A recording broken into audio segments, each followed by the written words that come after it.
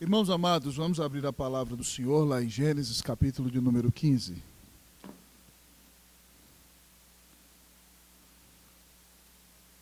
Gênesis, capítulo 15.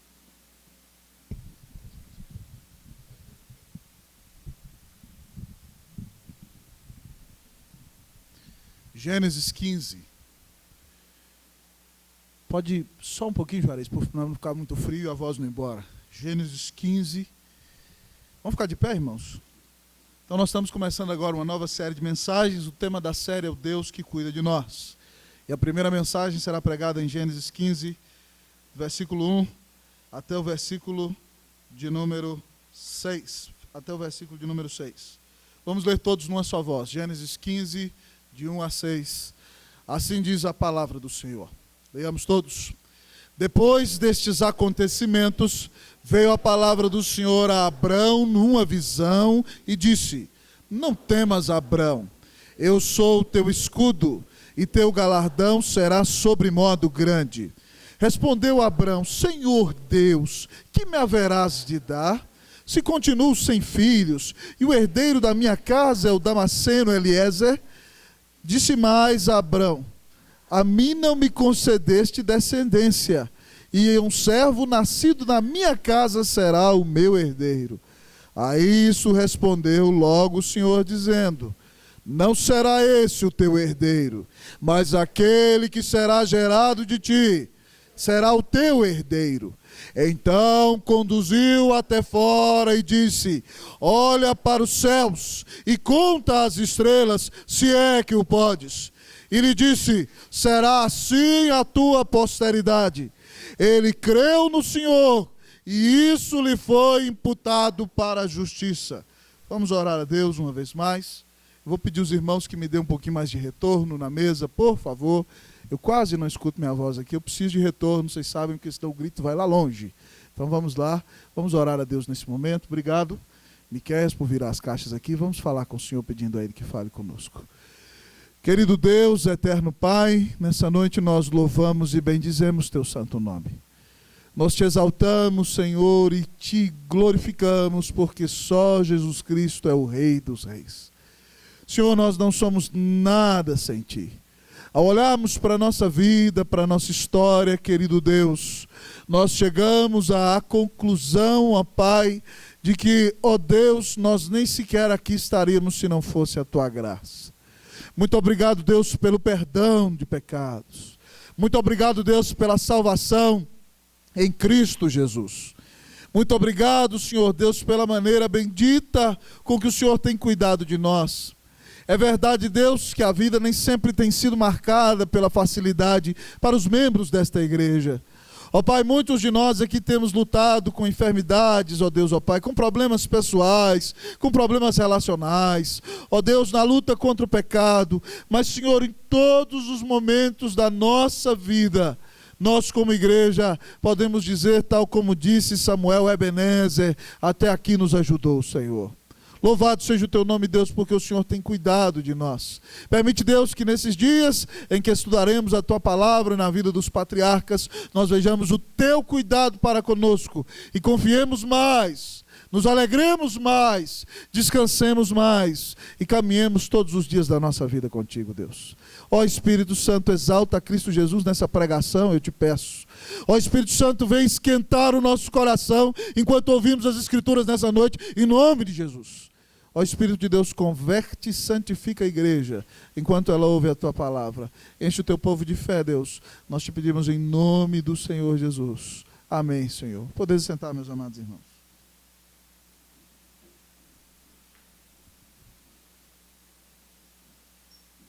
Queridos irmãos e irmãs, há dias em que a tristeza assola a nossa alma. Há dias nos quais a angústia cresce no coração. Dias nos quais somos tentados pela ingratidão. Dias de dor, dias de sofrimento, dias de crise, dias até de depressão. Nesse momento, irmão, o que devemos nós fazer? Como devemos nós atuar em dias de angústia? Qual deve ser a nossa atitude? Onde devemos fixar o nosso olhar? Qual deve ser a esperança que nos levanta nos dias de angústia, nos dias de dor, nos dias de depressão, nos dias de enfermidade, nos dias de crise? Todas essas perguntas o Senhor vai nos responder neste texto, quando olhamos nesta noite para a vida do grande patriarca Abrão. Abrão, irmãos, tem um nome que significa pai exaltado, grande pai. E nos dias de Abrão, um homem que não tem filhos não é um homem abençoado. Abrão tem mais de 300 homens que nasceram em sua casa. Só a casa de Abrão, irmãos, é maior do que a nossa igreja, muitas vezes, porque só homens eram mais de 320.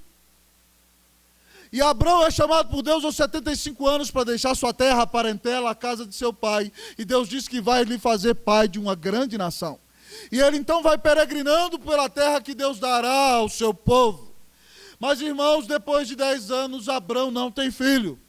E todas aquelas promessas, aqueles sonhos, aqueles projetos, parecem que não serão concretizados. E diante, então, de tanta dificuldade e dor, a tristeza assola o coração de Abrão. Nesse texto nós encontramos Abrão dentro da tenda. E a ideia nos mostra que ele está numa profunda tristeza e depressão. Então, numa visão, num êxtase, a Bíblia diz que o Senhor diz a ele: Abrão, não temas, eu sou o teu escudo, e o teu galardão será sobremodo grande. E ele então diz ao Senhor: Senhor meu Deus, que me haverás de dar? Podre de rico. Tem mais ou menos mais de 400 pessoas que trabalham para ele é profeta de Deus. O culto na casa de Abraão tinha mais ou menos 500 pessoas. O homem podre de rico, abençoado por Deus, reconhecido por todos, ele diz a Deus: Deus, que me haverás de dar? Estou sem filho até hoje, Senhor. E o Damasceno, Eliezer, é quem vai herdar tudo que tem na minha casa. Veja bem, Deus, a minha angústia. Um servo, um escravo nascido na minha casa vai herdar tudo que eu tenho e eu não vou deixar nome nem bênção para ninguém. E o Senhor diz para ele: não vai ser assim não, Abrão. Vai ser o teu filho que vai nascer de você, que vai herdar tudo que você tem. Então, irmãos, Deus conduz Abrão fora da tenda e diz para Abrão o seguinte: Abrão, olha para o céu e conta as estrelas, se é que o podes contar. Aquele dia o céu estava cheio de estrelas. E Deus diz para ele: assim será a tua descendência. E a Bíblia nos ensina então no texto que lemos que ele creu. E isso lhe foi imputado para a justiça. Irmãos, no dia de angústia, da depressão, da crise deste grande patriarca, quem aparece para incentivá-lo, para animá-lo, para levantá-lo, para dar esperança, para dar-lhe força, para dar-lhe coragem, para dar-lhe fé para vencer, é o próprio Deus. Portanto, nessa noite, com grande alegria, eu quero convidá-lo a escancarar as janelas da sua mente, abrir os olhos do coração, porque o Senhor Deus se apresenta nesse texto para mim e para você como o Deus que nos anima. Aqui nesse texto hoje você vai conhecer o Deus que nos anima. Esse é o teu Deus. Esse é o nosso Deus. Esse é o Deus Todo-Poderoso, o nosso Senhor, o nosso Pai, o nosso Salvador. Ele é o Deus que nos anima, que nos levanta, que nos sustenta no dia de aflição. E que Deus é esse, irmãos? Que tipo de Deus é esse? Que é o Deus que nos anima? O texto da palavra, irmãos, vem nos revelar nessa noite que o Deus que nos anima é o Deus fiel. O Deus que nos anima é o Deus fiel. Você ficou um mês sem repetir, eu não sei se os meninos mandaram você repetir, então repete comigo aí. O Deus que nos anima é o Deus fiel. Vamos ler aqui a Bíblia, versículo de 1 a 4, diz assim: depois destes acontecimentos veio a palavra do Senhor a Abrão numa visão e disse: não temas, Abrão, eu sou o teu escudo e teu galardão será sobre modo grande. Respondeu Abrão: Senhor Deus, que me haverás de dar se continuo sem filhos? E o herdeiro da minha casa é o Damasceno Eliezer. Disse mais Abrão: a mim não me concedeste descendência, e um servo nascido na minha casa será o meu herdeiro. A isto respondeu logo o Senhor, dizendo: não será este o teu herdeiro, mas aquele que será gerado de ti será o teu herdeiro. O Deus que nos anima, irmãos, segundo o texto nos ensina, é o Deus fiel, é o Deus do pacto, é o Deus da aliança, é o Deus fiel, é o Deus que cumpre tudo aquilo que Ele prometeu na sua palavra. Isso é maravilhoso demais, irmãos, saber que o nosso Deus não é homem para que minta, nem filho do homem para que se arrependa. Tudo aquilo que o nosso Deus diz na sua palavra, Ele cumpre. Tudo aquilo que Ele disse na sua palavra no Antigo Testamento com respeito a seu Filho Jesus Cristo se cumpriu. Isaías no capítulo 53 diz que Jesus seria traspassado, sofreria as nossas dores e seria tamanho o seu sofrimento, e 700 anos depois se cumpriu. Miqueias disse no capítulo 5 que Jesus nasceria em Belém, e Jesus nasceu.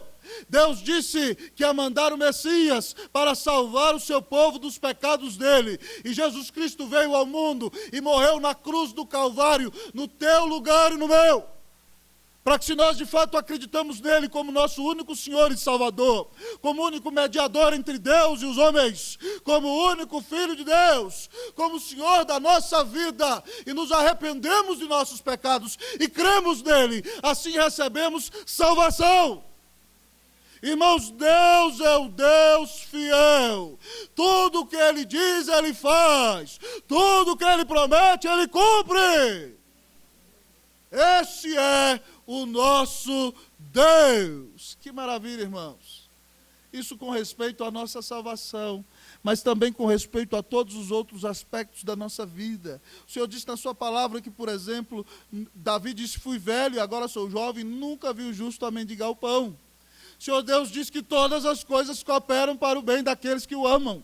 O Senhor Deus diz que Ele cuida de você, e que nada que acontece na sua vida é por acaso. A Bíblia diz que nos céus está o nosso Deus, e tudo faz como lhe agrada. Imagine, meu irmão, não é 50%, não é 70%, é tudo, tudo, tudo, tudo. Tudo o Senhor Deus faz como lhe agrada. Ele cuida de você, Ele é o Deus fiel. Se você é de Cristo Jesus, Ele promete que ninguém vai te arrebatar da mão dEle. Que bênção maravilhosa. Irmãos, quando a gente é de Cristo Jesus, a gente experimenta cada dia a fidelidade de Deus. Isso é maravilhoso. Certa vez, irmão, Jesus está indo para Jerusalém para morrer por nós, e chega perto dele um jovem muito distinto. Aquele que algumas pessoas diriam: esse é o típico candidato a membro da igreja. Ele vai entrar aqui, logo, logo, talvez ele seja a liderança. E chega então aquele rapaz distinto, muito rico, e eu acho que os discípulos, a Bíblia não fala, mas deviam estar ali naquela empolgação. Esse aí vai ser bom para nós, esse aí vai dar boa fama para a causa do Senhor. E ele chega: mestre, bom mestre, que farei para herdar a vida eterna? E Jesus fala assim: olha, você então não matarás, não adulterarás, não dirás falso testemunho. E aí começa a falar os mandamentos da segunda tábua da lei. E ele vira para Jesus e fala: tudo isso tenho feito desde a minha juventude. Mas Jesus conhece o coração daquele jovem e diz: então tudo bem. Ele cobiçava, não cobiçarás, não se aplicava a ele. Vai, vende tudo que você tem, dá aos pobres e depois me segue. Mas o Deus dele é a sua riqueza. E a Bíblia diz que ele triste se retirou. Triste para sempre ficou. Então Jesus chama os discípulos e diz: oh, quão difícil é que um rico entre no reino de Deus. É mais fácil passar o camelo pelo fundo de uma agulha do que um rico entrar no reino de Deus. E Pedro, então, preocupado diante daquela dificuldade, olha para Jesus e disse: Senhor, eis que nós deixamos nossas casas e te seguimos. O que vamos nós receber? Está lá em Lucas 18, 28 a 30.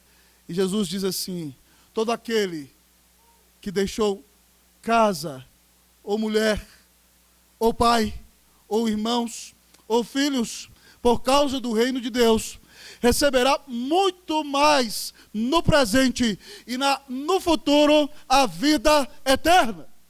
Jesus diz que se você abandonou algo por coisa dele, se por causa dele, se você abandonou uma amizade, se você abandonou uma vida promíscua, se você abandonou uma vida no mundo distinto que você tinha, se você teve que renunciar, se você foi perseguido, se você sofreu por causa disso, Jesus diz, irmão, que Ele vai te abençoar muito mais aqui e ainda muito mais na eternidade.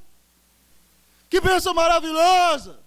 Muitas vezes você se converte e os seus amigos antigos te desprezam, como diz o hino, te deixam. Outro dia um irmão disse para mim, pastor, os meus antigos amigos se foram todos. Mas não se preocupe não, meu irmão. Deus promete te dar muito mais aqui. Eu me lembro, irmão, quando eu era jovem, eu li esse texto e falei, Deus, eu estou deixando tudo. Estou deixando o sonho, o projeto, o futuro grande concurso em Brasília, a família. Deus, eu estou deixando tudo, irmãos. Quando eu fui para São Paulo e pregava nas igrejas lá, irmãos, era impressionante. Cada domingo era na casa de um irmão diferente. A família multiplicou. Cada domingo era uma almoção numa casa diferente. Era um negócio espetacular. E eu vi que a minha família se estendeu muito mais. E vi que Deus é fiel. E quando você perde por causa do reino, meu irmão, não se preocupe, você vai ganhar muito mais. Porque você é de Cristo Jesus. Eu quero dizer para você que o seu Deus é grande. Você cantou hoje, quão grande é o meu Deus. Esse Deus grande é o Deus fiel. É o Deus que cuida de você. É o Deus que não falha na sua vida. É o Deus que diz que vai estar com você todos os dias, até a consumação dos séculos. Esse é o Deus que te carrega no colo. É o Deus que não te abandona. É o Deus que te salva. É o Deus que te liberta. É o Deus que transforma a sua vida. O Deus que nos anima. É o Deus fiel, irmãos. Nosso Deus é um Deus fiel. Então, se Deus é fiel, por que você anda murmurando, meu irmão? Se Deus é fiel, por que você tem deixado a tristeza te dominar, meu irmão? Se Deus é fiel, por que você tem andado cabisbaixo? Creia, meu irmão, coragem! O Senhor nunca te abandona, Ele cuida de você. O Deus que nos anima é o Deus fiel. Anime-se hoje em Cristo Jesus, amém? O Deus que nos anima, irmãos, além de ser o Deus fiel, segundo nos ensina o texto, o Deus que nos anima, conduz o nosso olhar.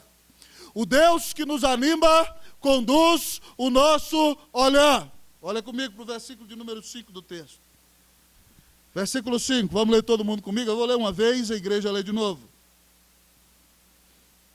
Então, conduziu-o até fora e disse, olha para os céus e conta as estrelas, se é que o podes. E lhe disse, será assim a tua posteridade. A igreja, lê, irmãos, vamos lá?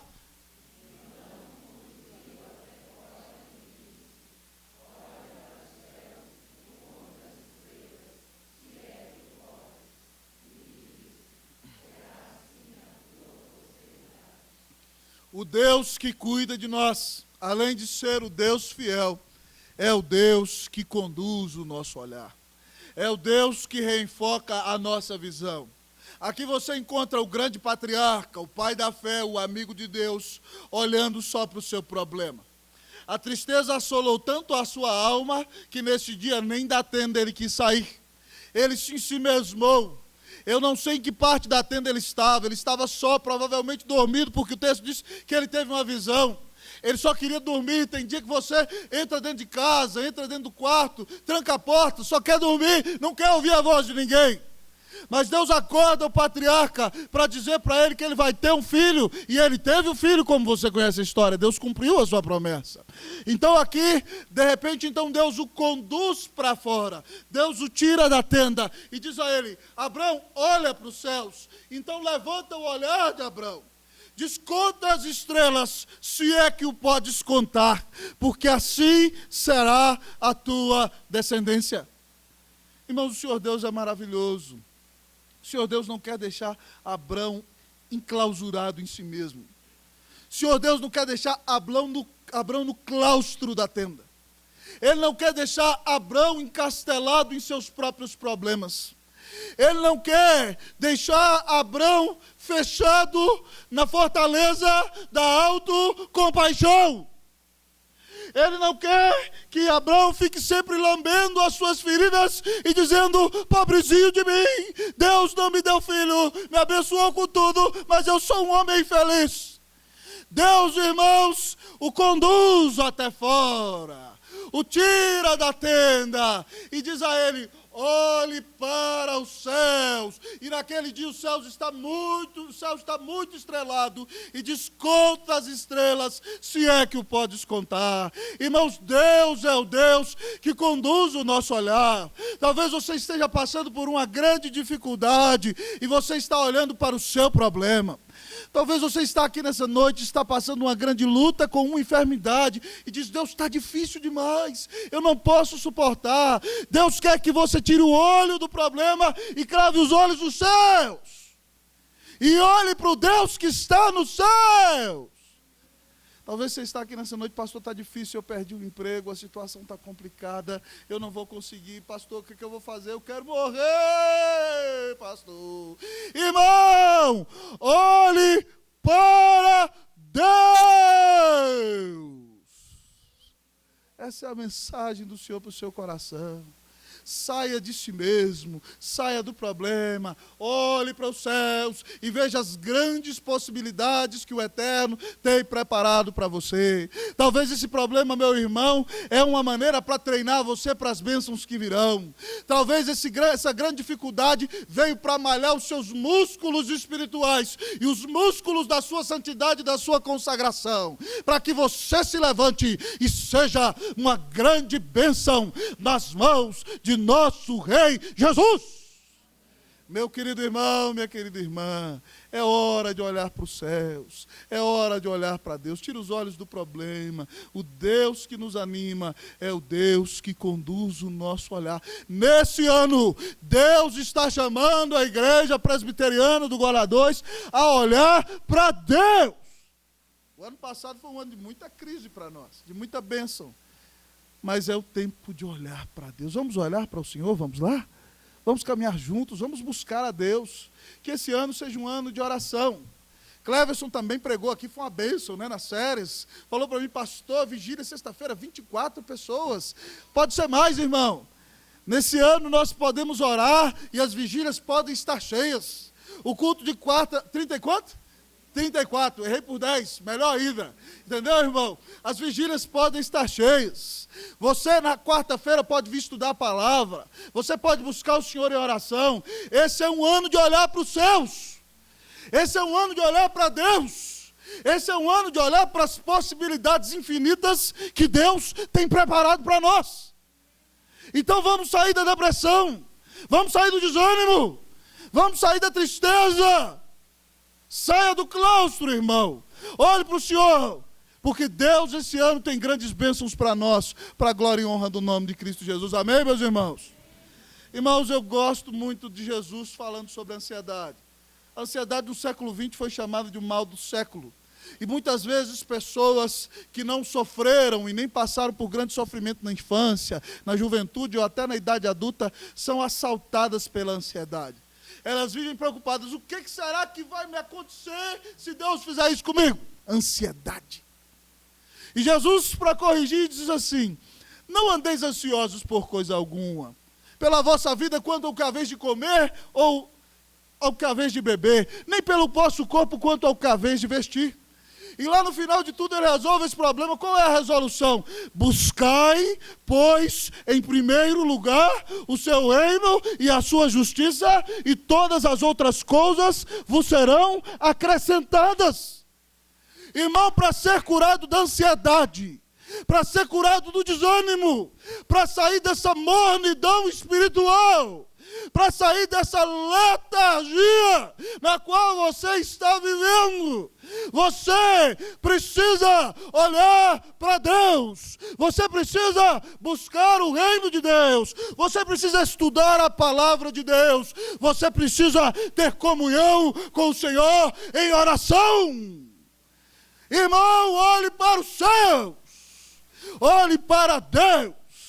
Busque o rosto do Senhor, que 2012 na nossa igreja seja o ano da verdadeira reforma protestante, seja o ano do reavivamento espiritual, seja o ano no qual a igreja orou, no qual a igreja leu, no qual a igreja buscou o reino em primeiro lugar, obedeceu a palavra, teve comunhão íntima com o Senhor e cravou os seus olhos dos céus. Não importa o problema, não importa o deserto, não importa a dificuldade, Deus quer, querido Henrique, que nós olhemos para os céus. Vamos olhar para os céus, irmãos? Vamos juntos? Sai de si mesmo e olhe para o céu. Deus cuida de você. Ele não te abandonou. Busque o rosto do Senhor para a glória e honra do nome de Jesus. Amém, meu irmão? Esse é o Deus que nos anima. É o Deus fiel, conforme diz o texto. É o Deus que conduz o nosso olhar. Mas, irmãos, em último lugar, a palavra do Senhor vem nos dizer nesta noite que o Deus que nos anima, que é o Deus fiel, que é o Deus que conduz o nosso olhar, que é o Deus que cuida de nós. O Deus Todo-Poderoso, o Santo Senhor, o Altíssimo e Incomparável Deus, aquele que é Espírito eterno, infinito e imutável em seu ser, santo, justo, bom, amável, misericordioso, glorioso, incomparável Deus é o nosso Senhor. Esse Deus que é fiel, esse Deus que conduz o nosso olhar, o Deus que nos anima é o Deus que nos leva a crer. O Deus que nos anima é o Deus que nos leva a crer. Repita comigo. O Deus que nos anima é o Deus que nos leva a crer. Diga para o seu irmão, creia. Seja crente. Não seja incrédulo. Converta-se. Em nome de Jesus. Amém. Vamos ler o versículo de número 6. O que é que diz? Ele creu no Senhor. Isso lhe foi. Vamos ler todo mundo? Vocês, vamos lá? Ele creu no Senhor e isso lhe foi imputado para Jesus. Irmãos, que coisa maravilhosa. Abraão é o pai da fé. É o homem que tem coragem de largar tudo sem saber para onde vai por crer em Deus. Mas ele é gente como a gente, ele sobe nos mais altos picos, mas desce nos mais fundos vales. Ele crê, mas tem dia que ele não crê e quer entregar a mulher para o primeiro que vai passar na frente com medo de ser assassinado. Mas um dia ele crê, outro dia ele não crê. Ele deixa de crer e tem um filho com a menina que mora dentro de casa porque não está acreditando que Deus vai cumprir a promessa. E Deus fala para ele, não é esse o filho que eu vou abençoar. Mas então Deus dá o filho para aquele homem e ele vê a promessa se cumprir. E depois, então, na adolescência, quando ele começa a amar o filho mais do que a Deus, Deus então fala, sacrifica o filho. E Deus o leva para o monte e ele vai sacrificar, porque crê. Irmão Abraão creu. Deus diz para ele, olha as estrelas se você puder contar. E ele não pode contar. E Deus diz, assim será a sua descendência. E a Bíblia diz que ele creu no Senhor. Então Deus considerou a sua justiça nele. Deus usou a justiça de Cristo nele para a conta de Abraão. Que coisa maravilhosa, irmão. Tudo aqui foi citado em Romanos. A Bíblia diz em Romanos que o justo viverá pela fé. Paulo diz, não me envergonho do Evangelho, porque ele é o poder de Deus para a salvação de todo aquele que... Primeiro do judeu, depois do grego. Irmão, justo viverá pela fé. Paulo lá em Romanos 5 diz, justificados, pois, pela fé, temos paz para com Deus, por meio de Cristo Jesus, nosso Senhor. Quando você crê em Jesus como seu único Senhor e Salvador, a Bíblia diz que Deus bate o martelo no seu tribunal e diz, eu te declaro justo e considero a justiça do meu filho em você. Isso é imputar, é considerar sobre, não é infundir, porque você é pecador. Deus vai te santificando no caminho, mas Deus considera a justiça de Cristo em você, como Ele considerou o seu pecado em Jesus. Isso é substituição. E aí então você crê e Deus te declara justo e você é salvo. Irmão, o texto diz que Abraão creu no Senhor e isso lhe foi imputado para a justiça. Querido amigo, se você quer ouvir Deus batendo o martelo no tribunal e dizendo, eu te declaro inocente, te perdoo de todos os teus pecados, arrependa-se hoje e creia em Jesus, porque a verdadeira justiça vem pela fé, única e exclusivamente no Filho de Deus. Mas, irmãos, nós não podemos ter fé só para justificação, mas também para santificação. O verdadeiro cristão é aquele que crê em cada situação, não é só na conversão, mas também no seu coração. Todo aquele que crê no Senhor viverá como um santo cristão. Querido, nessa noite, o Senhor te desafia a crer. Nessa noite o Senhor te desafia a confiar nele. Nessa noite o Senhor te desafia a andar nos seus caminhos, a crer que Deus pode te usar, a crer que Deus pode te tirar dessa frieza, desse costume, desse jeito de vir para a igreja só porque tem que vir. Deus pode te encher do Espírito Santo, Deus pode te usar para ganhar almas, Deus pode te usar para abençoar pessoas, Deus pode te usar para fazer um reboliço nessa cidade. Deus pode te usar para ganhar os seus familiares para Cristo. Você precisa crer na palavra. Você precisa crer no Senhor. Deus pode te libertar desse pecado maldito do qual você está se deixando escravizar. Deus, irmão, tem todo o poder e Ele te dá a sua palavra. A única coisa que o Senhor requer de você, irmão, é que você creia. Creia. Irmãos, é maravilhoso demais. A gente precisa aprender a sonhar, irmãos. Me lembro, irmãos, quando eu era adolescente, lá na minha cidade, eu morava lá na Ladeira dos Farias, Rua Boa, na sexta casa, lá na porta de casa tinha uma escada e um batente. E eu pegava meu violão lá com 12 a 14 anos e olhava lá para os montes, para a estrela, para o céu, aquele pôr do sol avermelhado, maravilhoso. E eu fui lá agora, preguei, um amigo meu, presbítero da igreja, a gente cantou, mas eu sabia que eu não era dali. Eu não sei o que Deus tinha para mim, mas eu olhava para o horizonte, falava, Deus, para onde o Senhor vai me levar? Eu não sabia de nada. Depois, namorando com Cleusa, né? Mãe dela construindo a casa, a gente subia lá para cima e orar, eu deitava na laje e olhava aquele céu cheio de estrela lá, e eu falava, Deus, onde o Senhor vai me levar? Irmão, e a gente não sabe, mas Deus é bom e leve e é maravilhoso. Eu quero dizer para você o seguinte, uma das coisas que eu tenho aprendido, se você quer ser uma bênção no ministério, se você quer ser uma bênção no mundo, você precisa crer. Uma das coisas que Deus menos tolera é a incredulidade. Quando Deus chama Moisés e Moisés não crê, sabe o que Deus quer fazer com ele? A Bíblia diz que Deus encontra Moisés no caminho, no estalagem, e Deus quer matá-lo, porque ele é incrédulo e não acredita na restauração e no chamado de Deus para a vida dele. Então a mulher vai lá e circuncida o menino, como se fosse batizou os meninos, e joga lá o prepúcio, e Deus resolve não matar Moisés.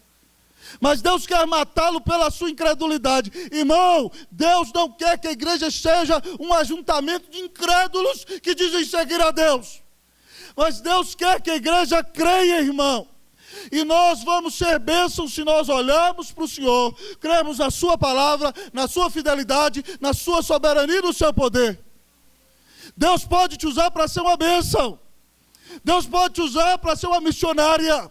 Deus pode te usar para ser um pastor. Deus pode te usar para ser um presbítero, um diácono, uma líder na igreja. Deus pode te usar para ganhar seus amigos para Cristo. Deus pode te usar para ajudar a mudar esse país. Você precisa crer. Irmãos, me lembro quando a gente começou lá no Chile. Segundo ano, cheguei pessoal, fiz o projeto. O seminário era por correspondência nos Estados Unidos. Eu falei, irmãos, daqui 5 anos nós vamos estar formando pastores. A turma, deram risada na minha cara, deram risada, irmão, riram de mim, zombaram de mim. O diretor do seminário chileno teve que sair, nós levamos um pastor brasileiro para a nossa equipe, montamos o currículo, 10 pastores brasileiros. 5 anos depois, irmãos, nós estávamos formando a primeira turma de pastores. Para a glória de Deus. Estava lá em Santiago, irmãos, vamos plantar a 9ª igreja de Santiago. Pastor, não temos dinheiro. Não temos dinheiro. Eu falei, não, nós temos metade. Quero ver como é que o senhor vai pagar o pastor. Vamos orar. Vocês me deixam correr atrás? Vamos, correr atrás. Deus levanta o dinheiro com um pastor dos Estados Unidos que eu nunca conheci. Pagamos o salário do obreiro 3 anos. Você vai lá em Santiago, igreja presbiteriana, Cristo o Senhor. Deus nos deu a graça de crer, irmão. Nós não somos nada, melhor do que ninguém. Está lá a igreja. Fui pregar no sul do Chile, Temuco. 800 quilômetros de Santiago. Aí, irmãos, a igreja presbiteriana do Chile, em 130 anos, não tinha expandido sua fronteira geográfica. E eu fui lá pregar, e o pai da nossa irmã missionária Esther, que já esteve aqui na igreja, agora é do projeto Amanagé, lá com o pastor Ronaldo Idório, ele no carro fala comigo, pastor, vocês precisam vir para Temuco. Temuco é a porta do sul. A igreja presbiteriana do Chile tem que vir para Temuco. E eu doido, irmãos, sem dinheiro, sem nada, aperto a mão dele e falo assim, pastor, prepare-se, nós viremos para Temuco. Irmãos, a glória de Deus, eu não sou nada. Domingo a gente chega na igreja e eu falo, irmãos, eu não tenho dinheiro, não tenho para onde ir, a igreja não tem mais recursos, nós já temos 4 pastores, mas eu estou orando por Temuco, e eu quero Temuco, e Deus vai me dar a graça de alcançar Temuco. Terminou o culto, os empresários poderosos chegaram para mim lá e falaram assim: pastor, nós temos 100 mil reais para Temuco. Você vai lá em Temuco hoje, está lá a igreja presbiteriana, irmão. Para a glória de Deus. Né? Deus é quem faz essas coisas.